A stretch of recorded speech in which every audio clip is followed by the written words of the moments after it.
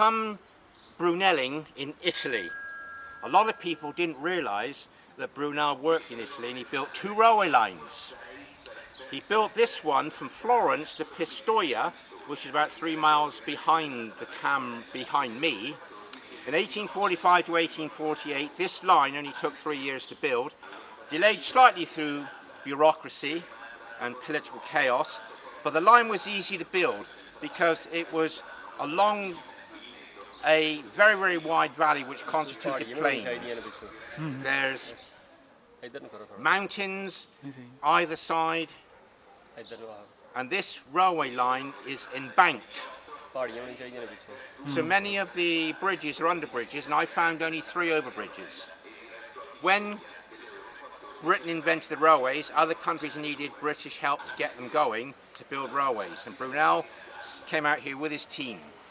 He had a surveyor which would have surveyed 1 or 2 routes, and he would have come out here and checked the routes.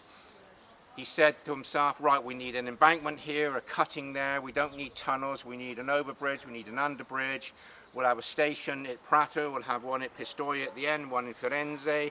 They were built of wood. So the line was not very difficult to build. Now I've come here to photograph this line and another one, which I shall do in the next video, from Genoa to Alessandria. But when I'm in England, I'm out Bruneling in my car, so it's very easy.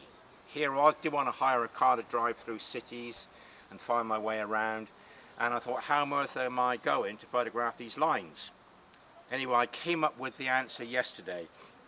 I went up and back on this train between Firenze and Pistoia yesterday, and I sat right behind the driver in the first carriage where the guard goes on and off the train, and I could get out of the train 10-15 seconds, point the camera down the track into the countryside through these small towns and get some initial shots. I then tried to record where all the overbridges were for some elevated views above these gantries, because the line's electrified and it takes away some of the scenery. And along this route, most of the line is semi-urbanized, a touch of agriculture, but very difficult to get open countryside. And this is the most rustic part of the line. And when I came to this place called Montale, I found that there was a 3rd overbridge. I thought, well, I've got to go there. I've done the line without paying any money. I'm going to have to hire a driver in the worst scenario. And this man was introduced to me. Can you shout out your name? Yeah. My name is Rizwan Anjum from Pakistan.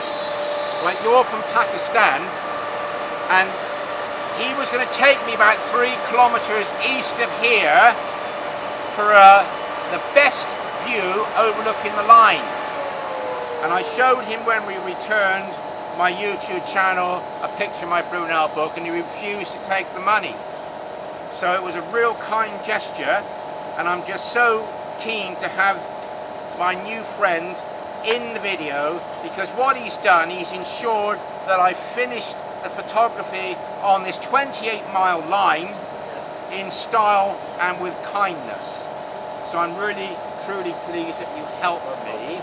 Now what we're going to do is wait for this train to pull away, and I will pan the camera and show the viewers the ambience.